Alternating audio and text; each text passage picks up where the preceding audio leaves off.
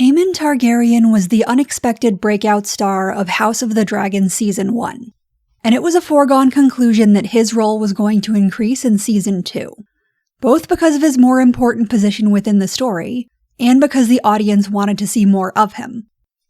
However, the show managed to give Aemond better character development in his small fraction of supporting screen time in Season 1 than it did when he became one of the most influential players in the narrative.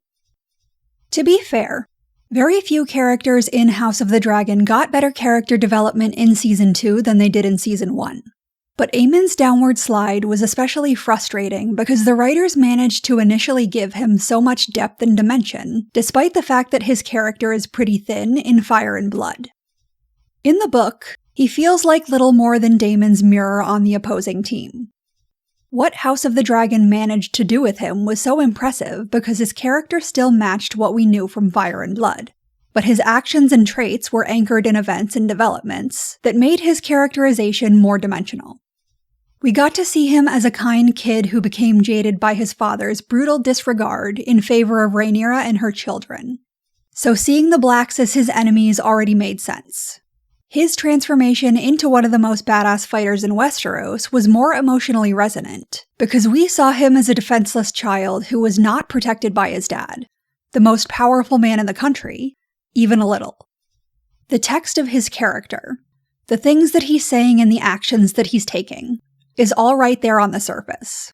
But all of that is way more interesting because the subtext of his story, the thoughts and feelings behind it all, is just as clear and present. His character arc in Season 1 was so compelling because he's a vital part of the broader narrative. What happens to him and what he does in response is hugely influential for the development and progress of the Dance of the Dragons. But his character arc is also so compelling because we're watching his own internal narrative unfold as the overall story unfolds. And they're each informing the other in ways that the audience can infer without it being spelled out. Even if Aemond is making a catastrophic choice that finally starts the eternally looming Targaryen civil war, every step that led up to that moment is understandable, and in a lot of instances, sympathetic. Yes, we know that going after Luke when Viserys' body isn't even cold isn't the best idea, but we also know that Aemond spent half of his life being denied any shred of justice for something horrible that happened to him. And after an entire lifetime of getting shafted because of favoritism to Rhaenyra and her children, it's more than clear why he would lash out at the person who disabled him and suffered zero consequences for it. It's also comprehensible that Aemond would be eager to flex his literal and metaphorical muscles. We saw that he was a pretty kind and sensitive child, and we saw that he radically changed after claiming Vhagar and losing his eye. He was born a Targaryen. He transformed into one of the most badass fighters in Westeros when he was half-blind, and he rode the oldest and biggest dragon in the world. And all of the power that he had was constrained, because one rotting old corpse of a man didn't care about him very much. But on the flip side, when Vhagar makes a meal out of Luke, we can also see the understandable shock, fear, and regret that immediately hits him. And more importantly, we can sympathize both with Aemond's anger and aggression as well as his realization of what he just got himself into. As far as we know, Aemond has never killed anyone, and kinslaying is considered to be a serious sin. And while Luke did deserve some form of retribution, Aemond clearly didn't intend to murder him. Once again, we're seeing a powerful narrative shift for Aemond's character arc. But it's doubly interesting because it has that extra layer that will radically change the overall storyline. And there's a significant difference between preparing all of your life for a war that you know is coming, and knowing that you just single-handedly started that war because your anger got the better of you. Now, it was always a foregone conclusion that House of the Dragon's second season was going to be a departure from its first. Season 1 spent 10 episodes laying the groundwork for the Dance of the Dragons, and Season 2 spent 8 episodes hitting a ton of plot points at a near breakneck pace. But the pacing wasn't the only issue that Season 2 had a serious problem with. While I actually think that making Luke's death an accident was one of the best decisions in Season 1, overall, House of the Dragon has retconned a lot of what is laid out in Fire and Blood, which I think was a flaw in the first season but pushed the boundaries of believability in the second season. Frankly, it was very reminiscent of the later seasons of Game of Thrones, where established characters were going against their prior development or even against basic common sense for the sake of creating exciting plot twists. And it was exceptionally noticeable and unfortunate when it came to Aemond's characterization, because they managed to give him such clear, dimensional development with barely any scenes in Season 1. For instance, Aemond and Daemon are clearly meant to be foils for one another, and House of the Dragon is really leaning into that, probably too hard. Sure, it makes sense that Aemond would see Daemon as a rival that he wants to defeat, but it's pretty weird that he's more fixated on the fact that Daemon came after him than he is on the fact that his toddler nephew was just beheaded. Bizarrely, Aemond doesn't seem to react to Jaehaerys' death at all, or at least it doesn't have any visible emotional impact on him. Even if he didn't have much of a relationship with Jaehaerys, Blood and Cheese is arguably the most shocking assassination in the history of Westeros, and it happened as a direct result of Aemond's mistake. So his total lack of acknowledgement is strange. And this is kind of a running theme for his character in Season 2.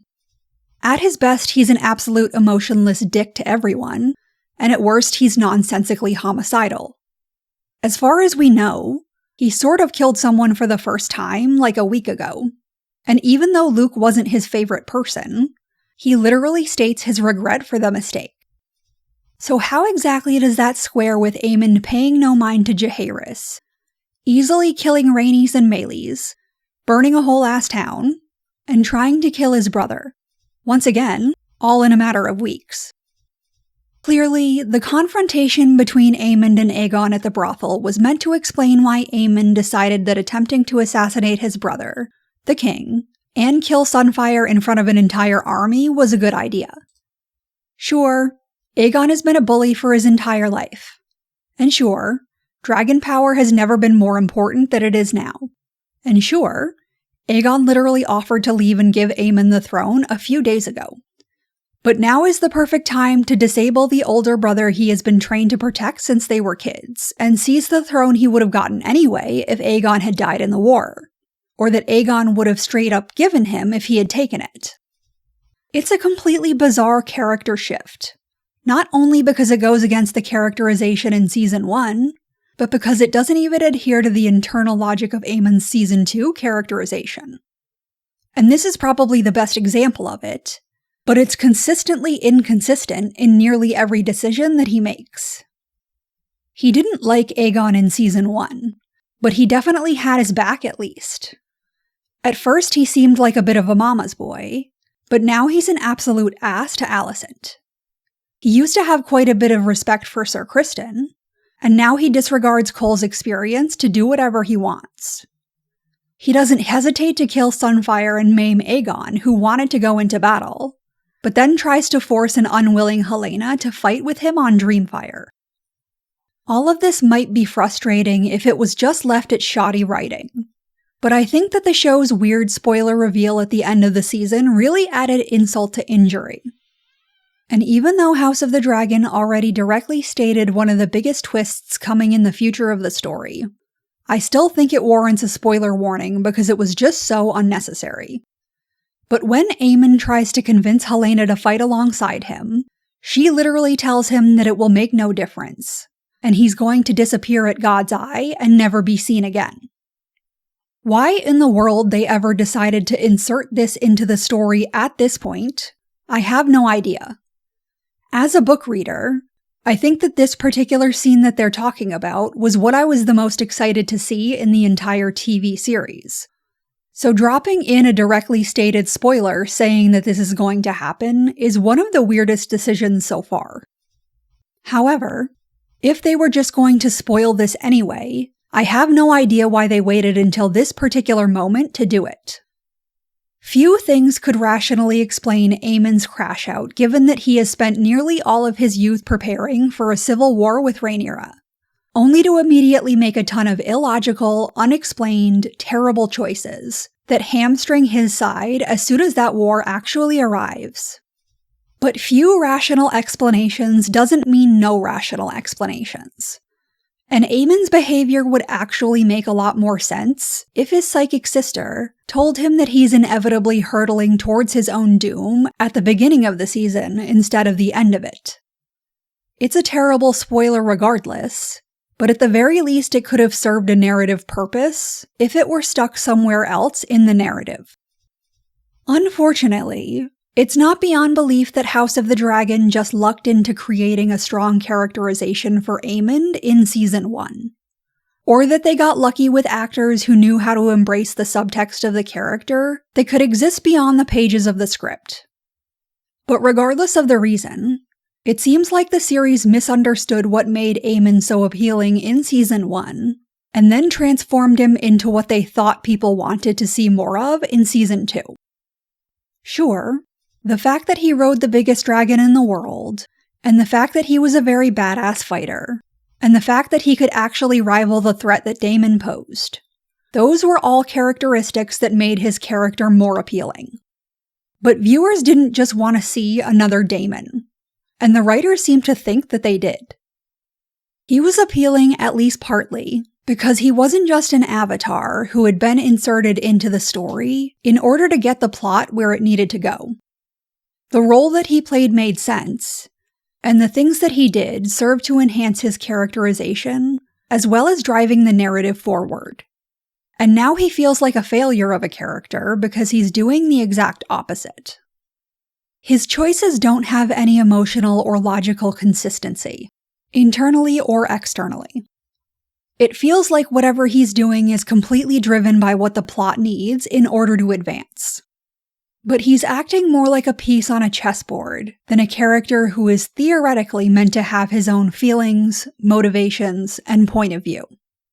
And unfortunately, the same could be said about most of the characters throughout Season 2 of House of the Dragon. But what do you think? Was Aemond's success in Season 1 just a fluke? Leave your comments and opinions below, and if you're interested in more content like this, like and subscribe.